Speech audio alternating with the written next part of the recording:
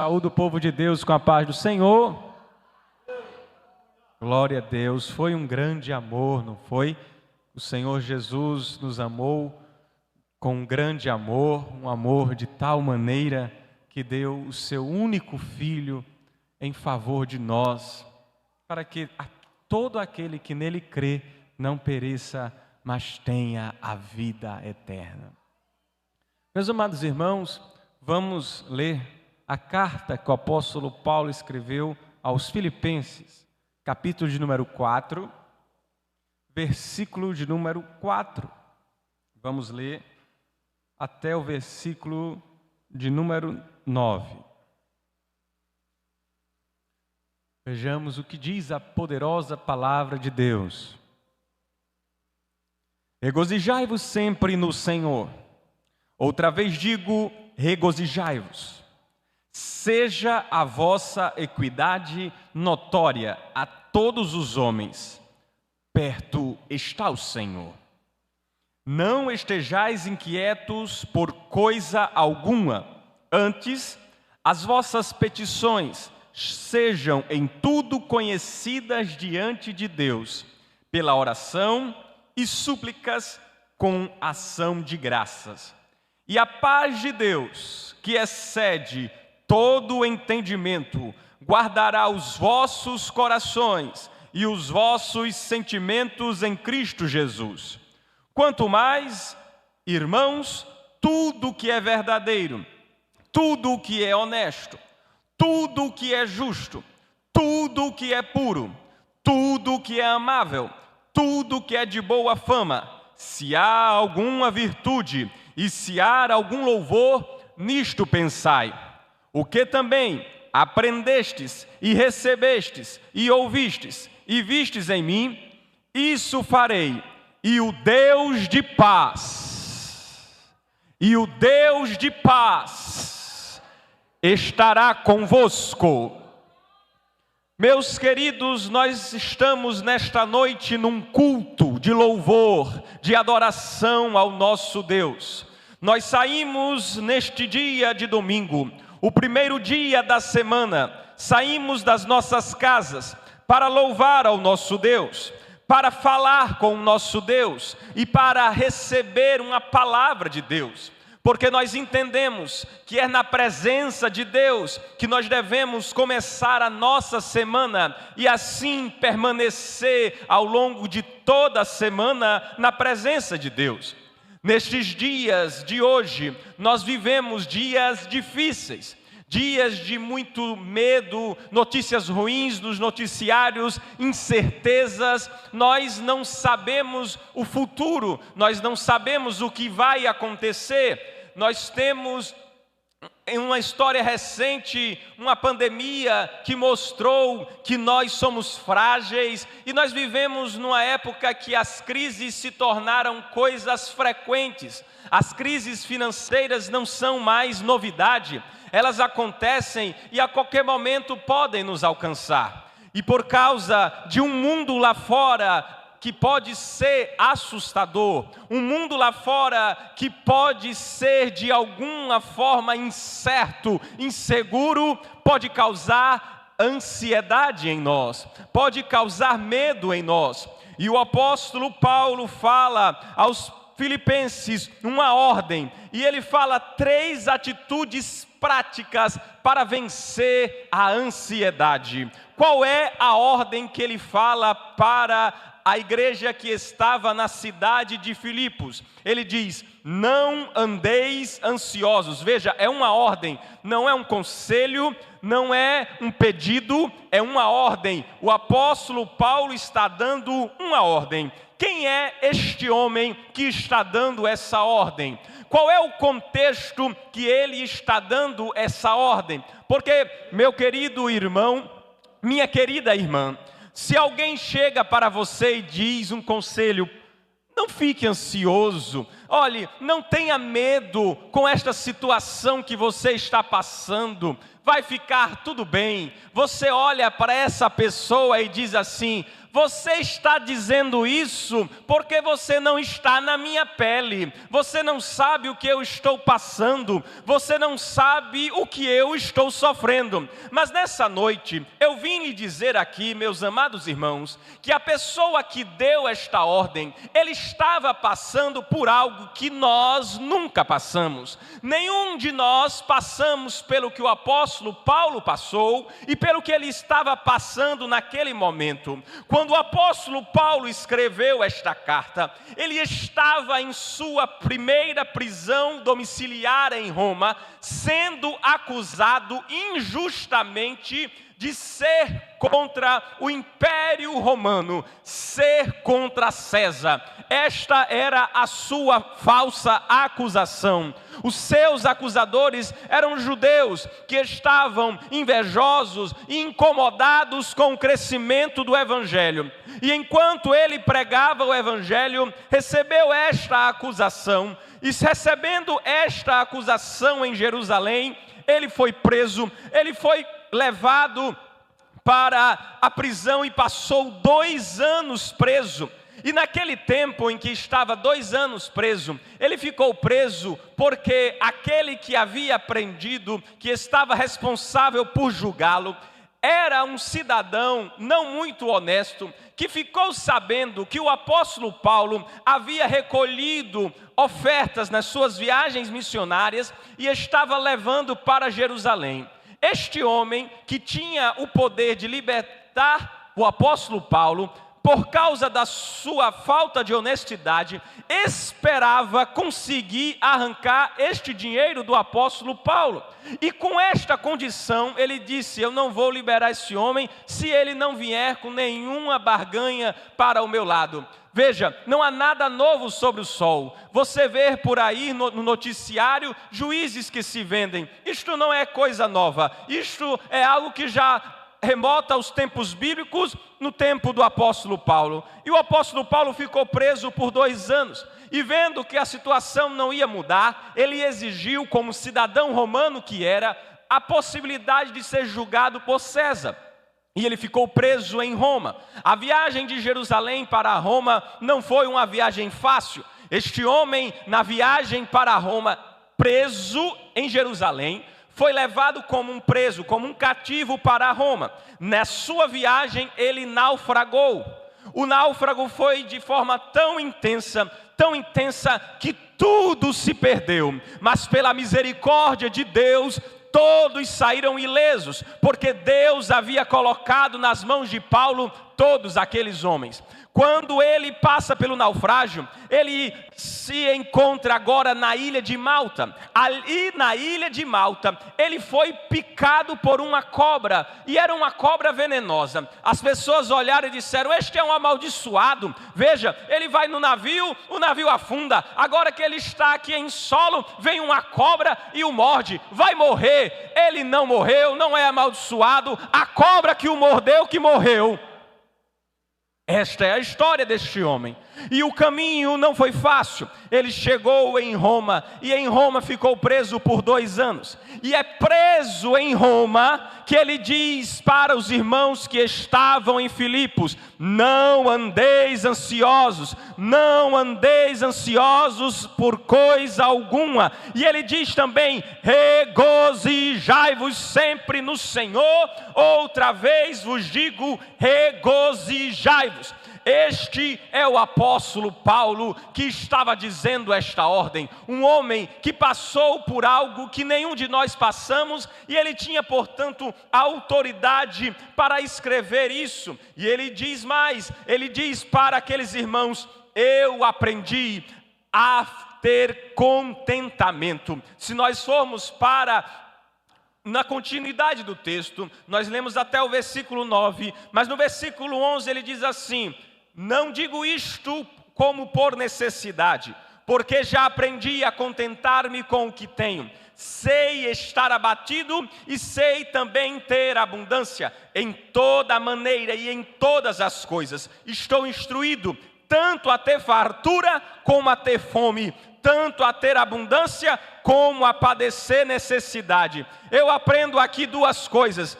que nas situações fáceis e difíceis, ele aprendeu a ter o contentamento. E a segunda coisa é que o contentamento é algo que dá para aprender. Porque ele disse, eu aprendi. Então você não tem contentamento? A notícia boa que eu tenho para você é que ainda dá tempo de você aprender a se contentar. Você que está numa situação fácil, você que está numa situação difícil, não importa. O apóstolo Paulo está nos ensinando que em qualquer situação nós temos como nos contentar. Mas vamos aprender como isso acontece. E vamos aprender também o que significa andar ansioso. No sentido bíblico, a palavra andar aqui significa a maneira de viver. Ele está falando de alguém que vive ansioso, alguém que tem um estilo de vida dominado pela ansiedade. É um espírito de inquietação permanente. As pessoas ansiosas, elas passam por uma situação que a gente olha e vê que nem mesmo a medicina, nem o tratamento clínico resolve. Estamos falando aqui de uma situação especial, considerando o contexto bíblico. Não estou aqui falando de situações clínicas que as pessoas precisam de medicamentos para se tratar. O que a palavra ansioso aqui significa no original grego é a palavra dividir.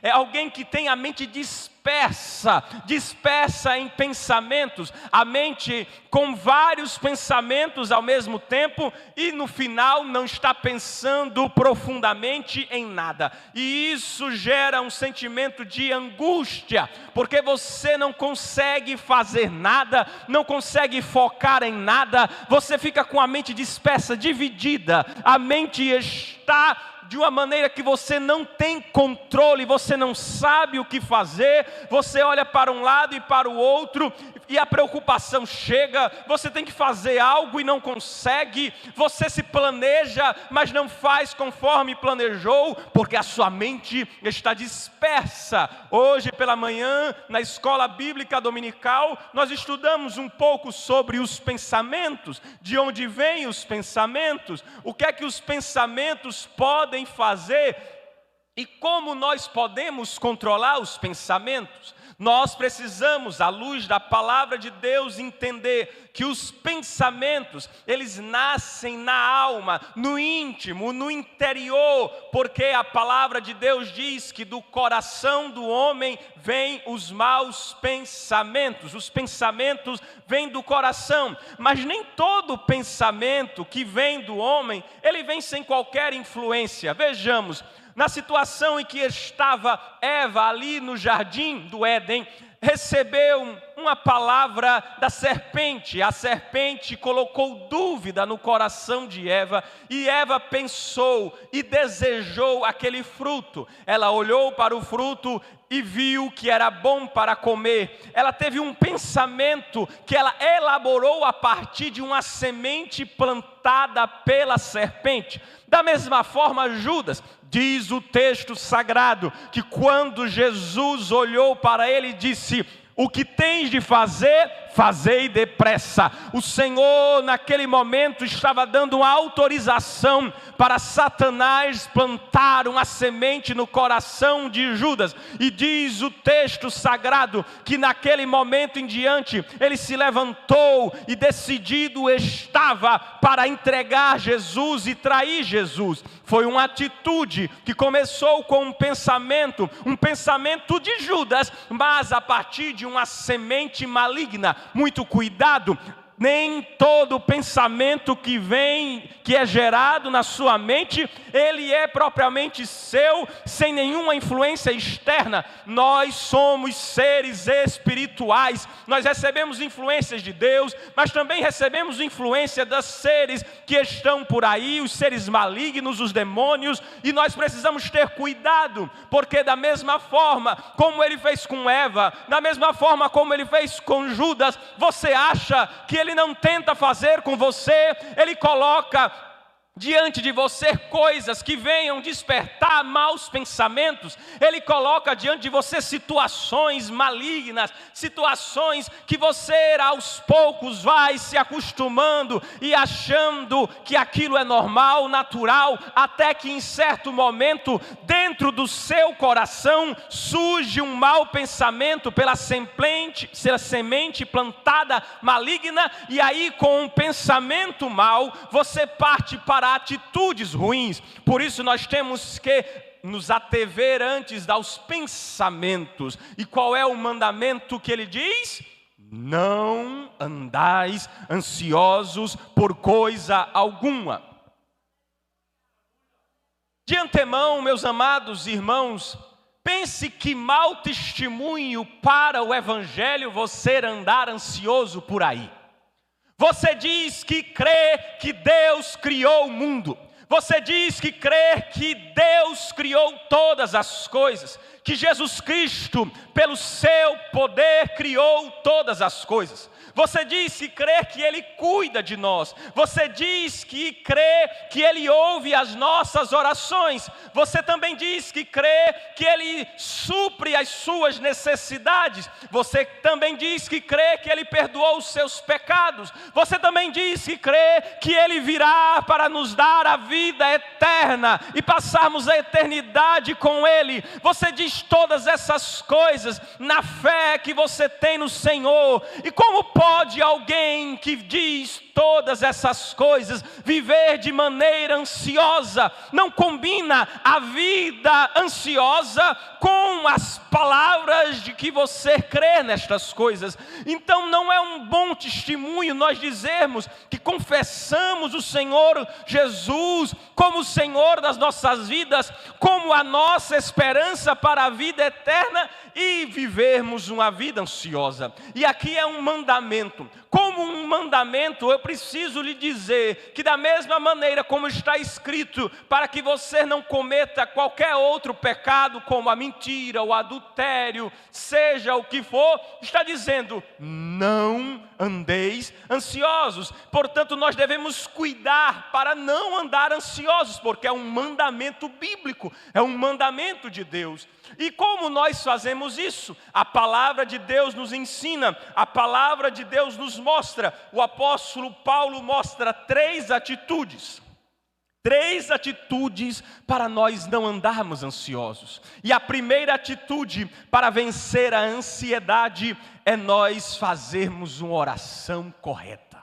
Nós precisamos orar corretamente. Ele diz, não andeis ansiosos por coisa alguma, antes as vossas petições sejam em tudo conhecidas diante de Deus. Nós precisamos orar. A oração funciona como uma imunidade para a ansiedade. Nós nos tornamos pessoas que vão substituir a ansiedade pela oração.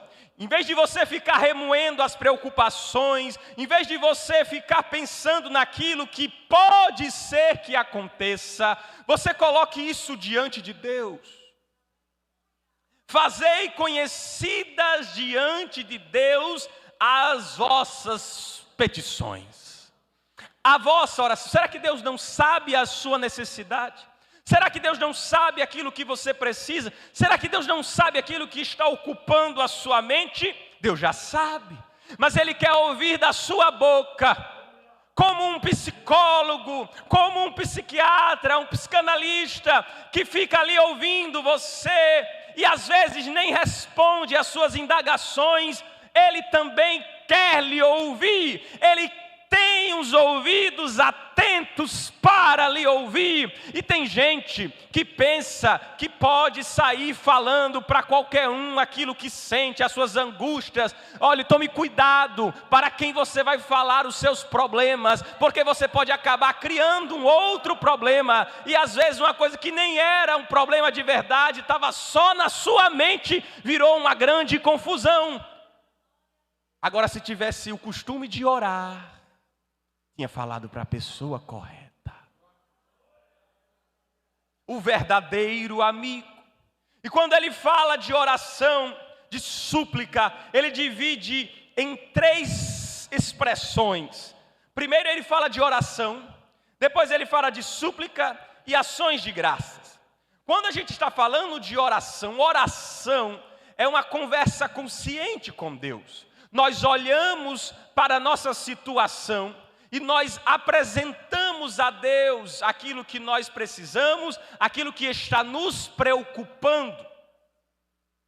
Mas existe a súplica.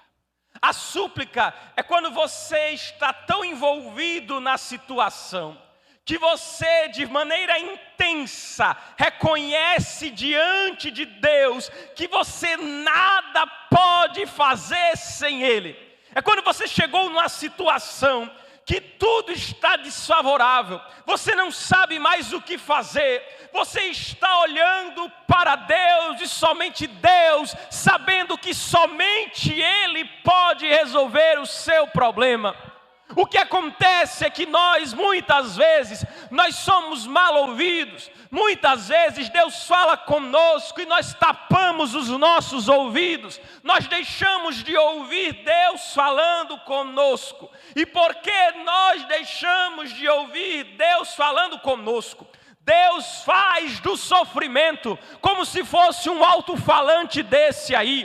Se eu tirar o microfone, eu tenho certeza que irmãos não vão ouvir com a mesma clareza. Os irmãos lá atrás talvez estejam ouvindo ainda, porque eu não estou falando baixo, porque eu não estou cochichando. Mas eu também posso contar com o silêncio que temos aqui. Mas no mundo lá fora nós não temos silêncio, nós temos muito barulho. No mundo lá fora nós temos dor, angústias e tantas outras coisas. Mas quando nós não ouvimos Deus no mundo lá fora, Ele usa do sofrimento como um alto-falante. E o sofrimento em nossas vidas funciona como Deus gritando, dizendo: você precisa de mim, você depende de mim, porque você continua tentando fazer tudo sozinho. E na angústia nós suplicamos a Deus dizendo: oh Deus, tem misericórdia de mim, eu dependo de ti, eu não tenho para quem ir. Isso é súplica, é quando nós não temos para onde ir.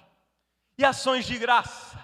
Ações de graça, meu querido irmão, é aquilo que existe no coração de quem entende que pode estar contente com todo tipo de situação.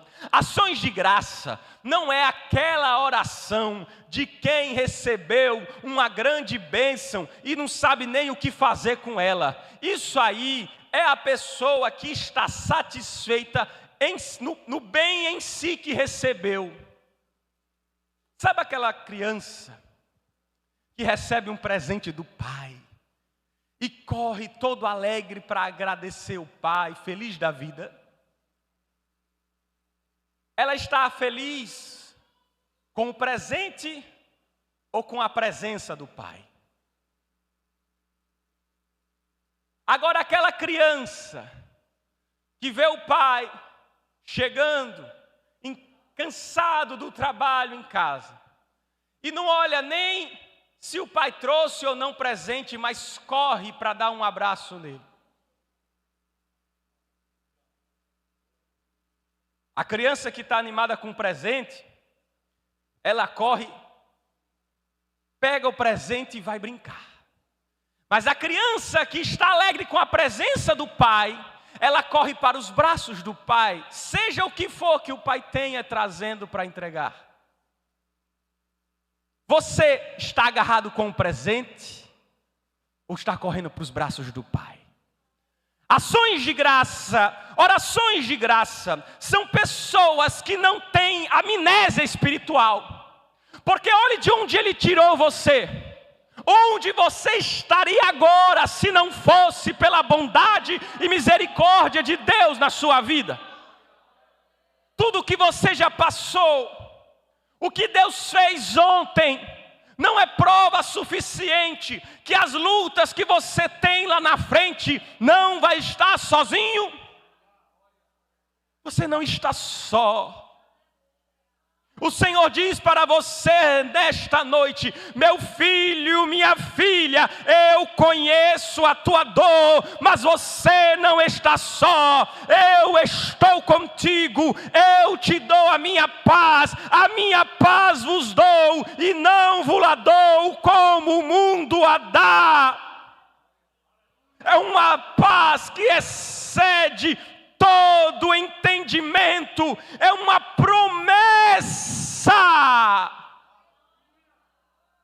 promessa para aqueles que guardam a ordem. Qual é a ordem? Não andeis ansiosos por coisa alguma. Antes, apresentai diante de Deus, fazei conhecida diante de Deus com as vossas preocupações, com as orações, súplicas e ações de graça. Aqueles que cumprem esta ordem recebem a seguinte promessa: a paz de Deus, que excede todo entendimento, guardará o vosso coração e a vossa mente. A cidade de Filipos era uma província romana militar. Haviam vários militares ali, muitos militares aposentados. E o apóstolo Paulo, de maneira conveniente, oportuna, utiliza a palavra guardar. A palavra guardar aqui é a mesma expressão que era utilizada para um sentinela que fica na frente da fortaleza guardando a sua entrada. Meu querido irmão, o apóstolo Paulo está nos dizendo que a paz de Deus estará na frente da entrada dos nossos corações, na entrada da nossa mente, dizendo: só entra aqui aquilo que eu permiti. Deus tem uma paz para você, que vai lhe tornar com a mente imune, um coração imune, para não entrar coisas terríveis que possam acabar com você. Esta promessa da paz de Deus, não é a paz com Deus, é a paz de Deus, é para aqueles que permitem que o Senhor guarde o seu coração e a sua mente. Todos nós temos paz com Deus. Nós que nos convertemos ao Senhor Jesus, nós alcançamos paz com Deus, porque Deus estava em Cristo, reconciliando consigo o mundo, isto é, Ele estava acabando com a inimizade que existia entre nós e Ele. Ele disse: não existe mais inimizade, agora existe paz, e aí nós temos paz com Deus. O crente tem paz com Deus, mas Ele não quer que você tenha somente paz com Ele. Ele quer te dar a paz dEle, a paz que vem dEle. Ele quer que você tenha paz, e uma paz que excede o entendimento, que é maior do que a nossa capacidade de explicar. Sabe, aquela paz no meio da angústia, no meio da dor, no meio da situação mais difícil que você já passou na sua vida, e você olhar e dizer: eu não sei explicar, mas eu tenho paz no meu coração. Eu não sei o dia de amanhã, mas eu tenho paz no meu coração. Olha, pode ser até que amanhã eu receba a notícia terrível. Algo terrível pode acontecer, mas eu não estou angustiado pensando no que vem amanhã. Eu estou pensando no agora, porque no agora eu sei que Deus está comigo, e o Deus que está comigo agora estará comigo amanhã. Portanto, eu tenho paz de Deus. Esta é a promessa para aqueles que permitem que Deus lhes guarde, como um sentinela, guardando os nossos corações, guardando a nossa mente. Mas uma atitude ele comenta aqui. Ele fala: quanto ao mais, irmãos, tudo o que é verdadeiro, tudo o que é honesto, tudo o que é justo, tudo o que é puro, tudo o que é amável, tudo o que é de boa fama, se há alguma virtude e se há algum louvor, nisso pensais. O que é que ocupa a sua mente? Quais são os seus pensamentos? Quais são os pensamentos que você permite que dominem o seu dia? Eu acho curioso que o apóstolo Paulo poderia ter dito assim: olha, só pensem no que é puro, só pensem no que é verdadeiro, só pensem no que é justo, só pensem no que é amável, só pensem no que é de boa fama. Ele não falou essa expressão. Ele disse: tudo aquilo que é verdadeiro, tudo aquilo que é puro, tudo aquilo que é respeitável. Ele amplifica. Ele poderia ter dado uma restrição, ele poderia ter limitado, mas eu preciso lhe dizer nesta noite que as opções louváveis, as opções verdadeiras, as opções respeitáveis, justas, puras, amáveis, de boa fama, as opções que Deus tem para você são muitas, não são poucas. Se você pegasse um caderno e fosse fazer uma lista de tudo de bom que você tem para fazer nesta vida, e você escrevesse todas as coisas boas que Deus tem reservado para uma vida na presença dEle, você poderia passar anos fazendo, e eu lhe digo, você poderia viver 1000 anos e você jamais viveria tudo de bom que Deus tem para você. Então, por que você perde o seu tempo com aquilo que não é bom, com aquilo que não presta, com aquilo que não é digno, com aquilo que não tem louvor? Por que gastais o vosso dinheiro com aquilo que não é pão? Antes comprais de mim a gordura e comeis do melhor, porque você gasta tempo comendo lixo, se tem comida boa para você. Porque você ocupa a sua mente com coisas indecentes, com coisas imorais, com coisas desprezíveis. Se Deus tem o perfeito para você,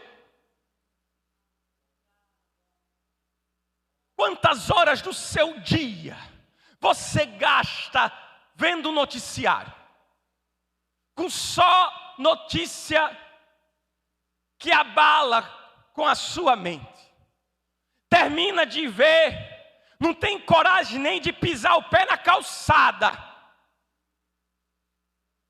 Você acha que isso é de Deus? Esse medo, essa angústia, essa falta de paz? Por que você prefere passar 1 hora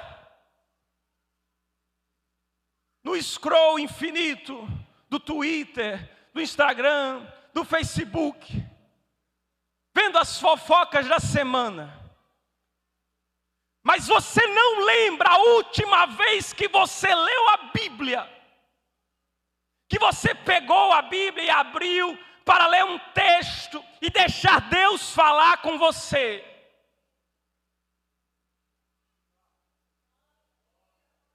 Como você se diz cristão se não tem nada de Cristo na sua vida? Os seus pensamentos não passam nenhum momento do dia voltados para Cristo. Como é que as suas atitudes vão ser atitudes de um cristão? Nós precisamos ter a mente limpa pela palavra de Deus, para, portanto, ter atitudes conforme a vontade de Deus. O seu tempo, o tempo de pensamentos ruins, vão determinar as suas atitudes. Aquilo que você gasta o seu pensamento vão determinar as suas atitudes. O apóstolo Paulo estava falando para eles que eles deviam pensar de uma maneira específica. Aí ele, depois de falar sobre a maneira de pensar, ele diz assim: olha, para um pouquinho. Vamos para a prática. Eu vou dar o meu exemplo para vocês. Vamos sair da teoria. Eu não vou agora falar nem daquilo que você deve pensar. Veja a minha vida. Quando eu estava aí na cidade de Filipos, eu fui denunciado injustamente, preso injustamente, porque eu libertei uma moça da escravidão ao pecado, ao demônio.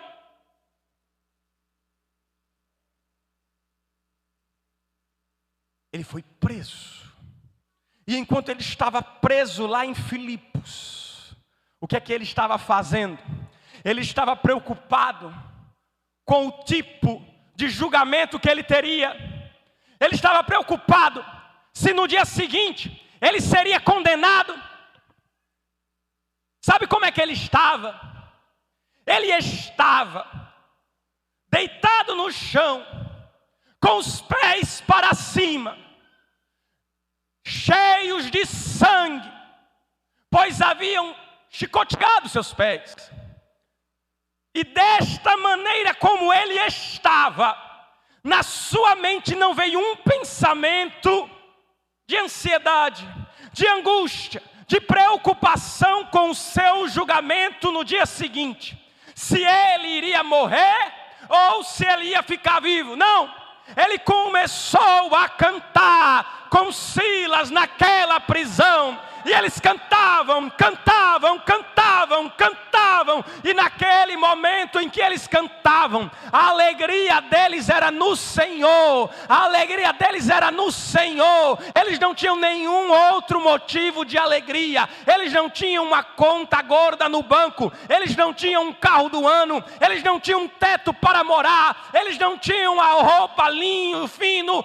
Eles tinham apenas sofrimento, dor, angústia. Mas estavam louvando a Deus, louvando a Deus. É por isso que ele diz: olha, se vocês não entenderam o que eu estou dizendo aqui, então faça o seguinte: aprendam o que vocês receberam de mim, o que vocês ouviram e o que vocês viram quando eu estava aí.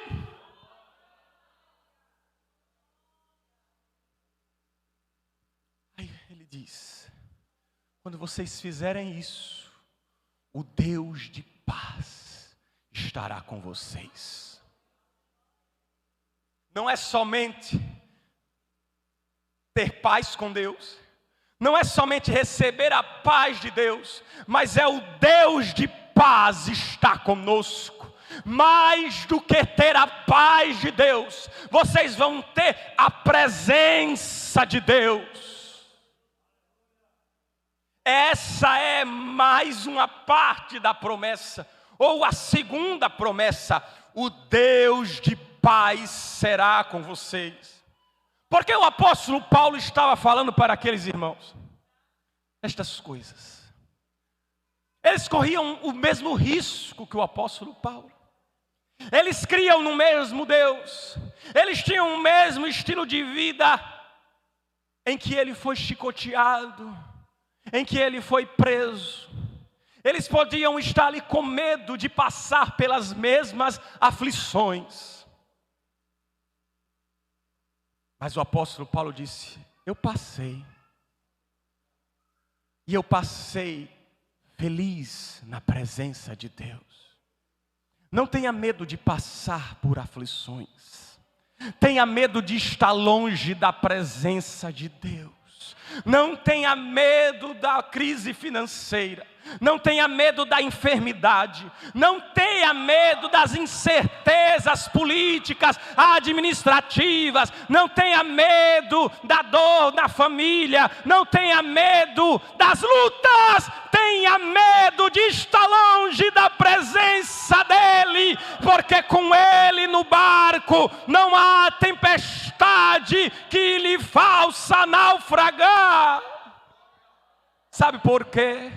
Porque até mesmo a morte para o cristão é lucro. Ele não prometeu facilidade. Ele não prometeu vida fácil. Agora, a incredulidade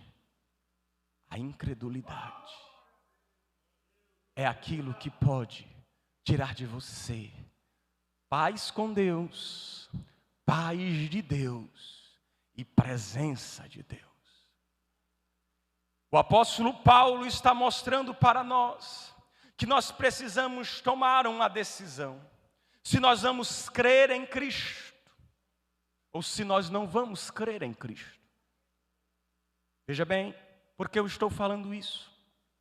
Porque quando nós cremos em Cristo, nós sentimos o contentamento, não nas coisas desta terra, mas na esperança da vinda de Jesus. Porque aquele que ressuscitou o Senhor Jesus é poderoso para da mesma forma nos ressuscitar para a vida eterna. É por isso que ele diz: não andeis ansiosos por coisa alguma, porque nós cremos em Deus, nós cremos no Senhor Jesus Cristo, nós cremos naquele que criou todas as coisas, naquele que cuida de nós, naquele que nos ama, aquele que tem paz para nos dar. Já estou finalizando. E gostaria de contar a história para os irmãos de um homem chamado Horatio Spafford. Este homem, ele era um empresário, advogado, cristão, ali em Chicago, no século XIX.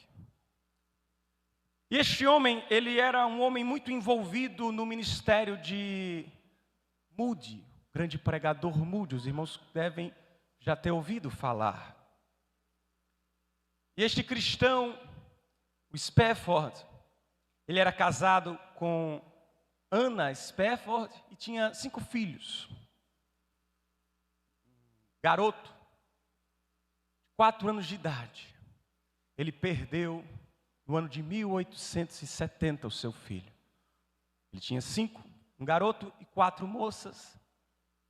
E perdeu primeiro o seu filho, 4 anos de idade, para a febre escarlate.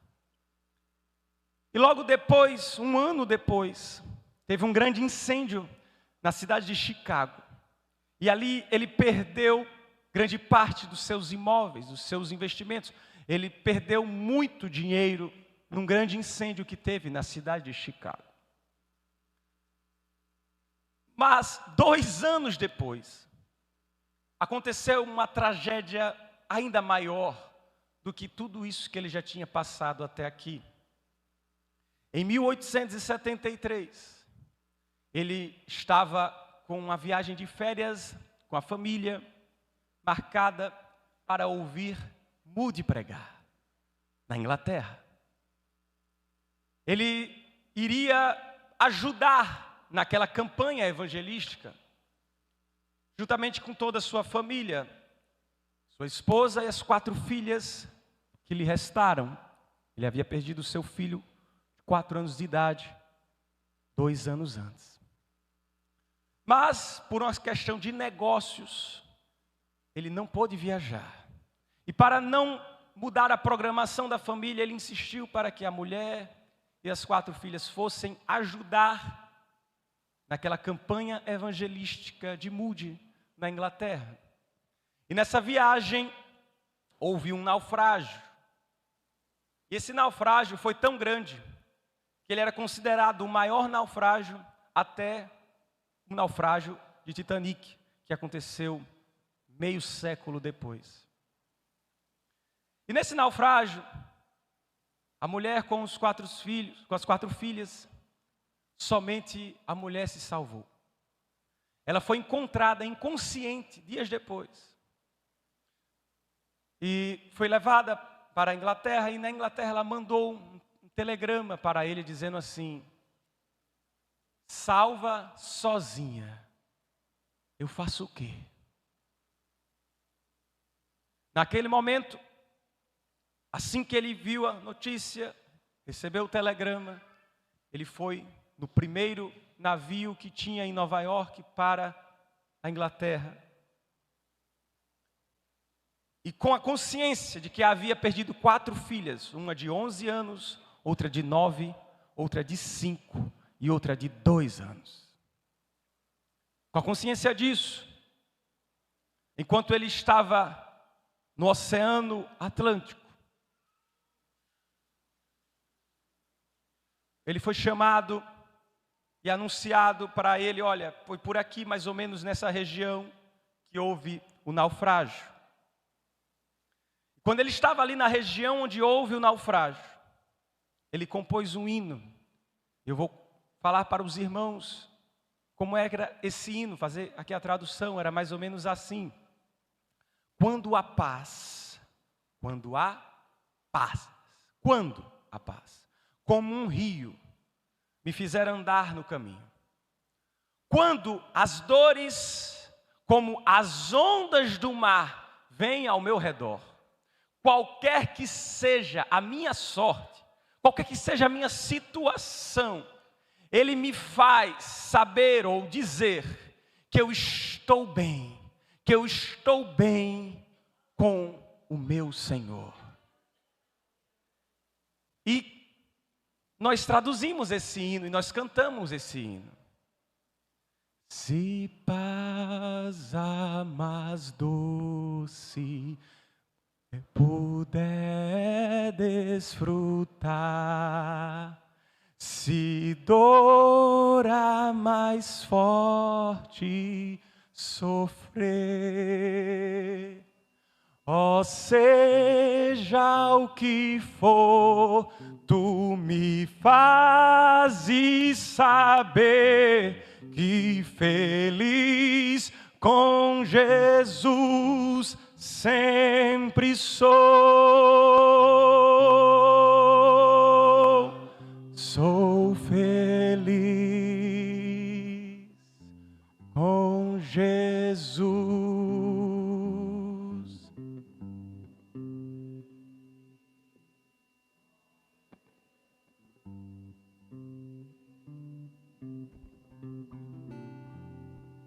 Eu não posso saber qual é a sua dor, qual é a sua angústia, o que lhe causa ansiedade.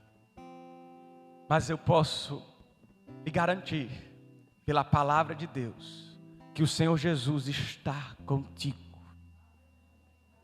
Porque Ele garantiu, Ele prometeu, para aqueles que creem no seu nome, Ele diz: eu estarei convosco todos os dias, até a consumação dos séculos. Alguém nessa noite que deseja aceitar Jesus como seu Salvador? A oportunidade está aberta para você. Vamos ficar de pé e fazer uma oração ao nosso Deus. Eu peço a você que neste momento, você ore ao Senhor. Ore ao Senhor, entregando a Ele as suas angústias, os seus motivos de dor, os seus motivos de desespero. Não pense que você pode resolver o seu problema.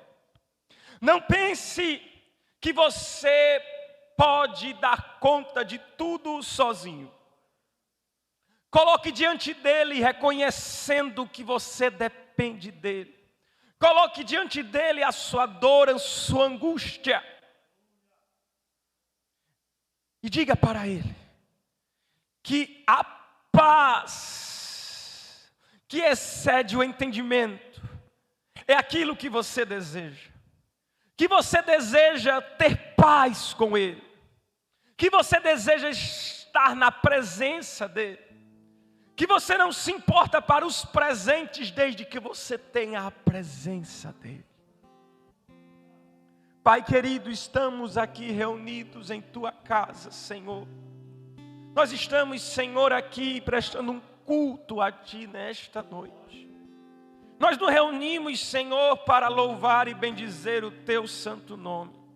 Senhor Deus poderoso, Criador dos céus, Criador de toda a terra. Senhor, nós estamos aqui porque reconhecemos a nossa dependência de Ti. Nós estamos aqui, Senhor, porque nós sabemos que nós nada somos, que nós nada podemos fazer, que nós somos fracos. Senhor, nós sabemos, Senhor, que sem Ti nós somos nada. Nós Te pedimos, Senhor, socorro. Socorro porque dependemos de Ti, porque somos carentes de Ti. Vem, Senhor, habitar em nosso meio. Nós precisamos de Ti, da Tua presença.